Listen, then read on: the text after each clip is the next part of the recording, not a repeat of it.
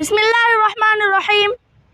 السلام علیکم سامعین حضرات، میں ہوں حسان عارف اور آپ دیکھ رہے ہیں ہدایتی ٹی وی چینل۔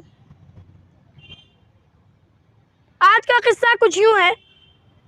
ایک صاحب شدید مالی تنگی کے شکار تھے۔ کھانا پینا تو خیر پورا ہو جاتا تھا، مگر رہائشی پریشانی بہت تھی۔ وہ ایک اللہ والے بزرگ سے عقیدت رکھتے تھے۔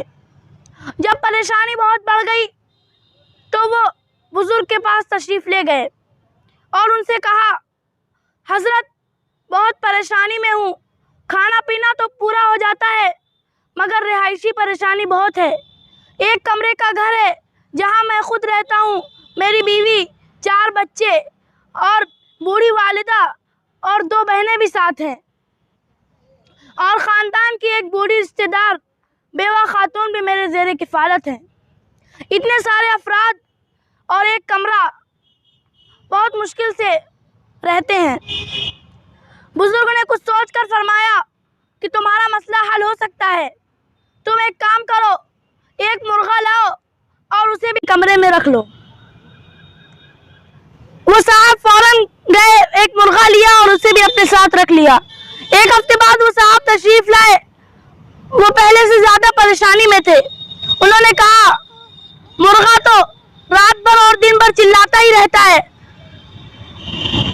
اور معاملہ اور گمبھیر ہو گیا ہے۔ بزرگ نے کہا، تمہارا مسئلہ حل ہو سکتا ہے۔ تم ایک کام کرو، ایک بکرا لاؤ اور اسے بھی اپنے ساتھ اپنے کمرے میں رکھ لو۔ وہ صاحب گئے، بکرا لیا اور اسے بھی اپنے ساتھ رکھ لیا۔ ایک ہفتے بعد وہ صاحب تشریف لائے تو بہت ہی زیادہ پریشانی میں تھے۔ انہوں نے بزرگ سے کہا، حضرت اب تو پریشانی بہت زیادہ بڑھ گئی ہے، بکرا پیشاب کر دیتا ہے اور گندگی پھیلاتا ہے۔ بزرگ نے کچھ سوچ کر پھر فرمایا، تمہارا مسئلہ پھر بھی حل ہو سکتا ہے۔ تم ایک کام کرو، ایک گدھا لاؤ اور اسے بھی اپنے ساتھ رکھ لو۔ وہ آدمی فوراً گیا اور ایک گدھا لیا اور اسے بھی اپنے ساتھ رکھ لیا۔ ایک ہفتے بعد جب وہ صاحب پھر تشریف لائے تو ایسا لگتا تھا کہ پریشانی اور مصیبت سے فوراً وفات پا جائیں گے۔ وہ بالکل ادھموئے ہو چکے تھے۔ انہوں نے بزرگ سے کہا، حضرت اب تو جینا بالکل مشکل ہو گیا ہے، گدھا دن بھر اور رات بھر چلاتا ہی رہتا ہے، کچھ کام نہیں ہو پاتا۔ بزرگ نے کچھ سوچ کر فرمایا، تم ایک کام کرو، مرغے کو اپنے کمرے سے نکال دو اور پھر ایک ہفتے بعد خبر کرو۔ ایک ہفتے بعد وہ صاحب آئے تو انہوں نے کہا کہ اب حالات کچھ بہتر ہیں۔ دھیرے دھیرے بزرگ نے بکرے کو بھی نکلوا دیا اور پھر گدھے کو بھی نکلوا دیا۔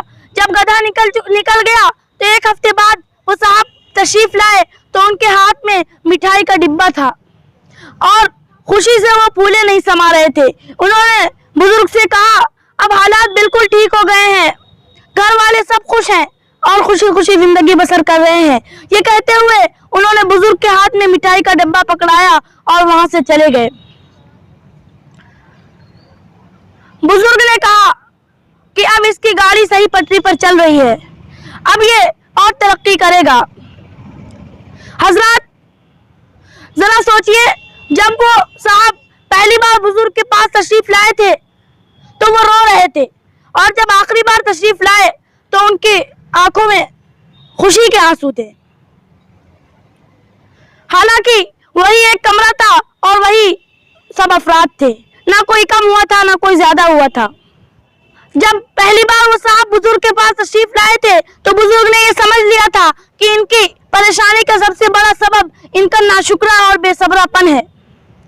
اس لیے بزرگ نے سب سے پہلے ان کے اوپر بھاری بوجھ لادا، اس کے بعد اسے کم کر دیا اور ان کے حالات بالکل بدل گئے۔ حضرات، شیطان کا ایک نام کفور ہے، یعنی سب سے بڑا ناشکرا، اور یہ ناشکری اس کا سب سے بڑا ہتھیار ہے۔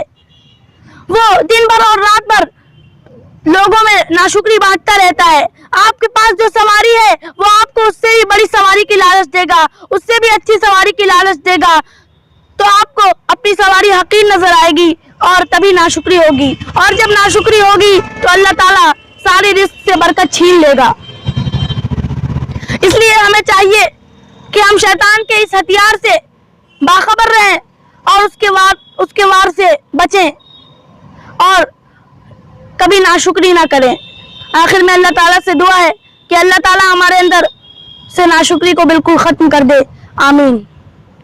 آج کا قصہ بس یہیں تک. امید ہے کہ آپ کو یہ قصہ پسند آیا ہوگا.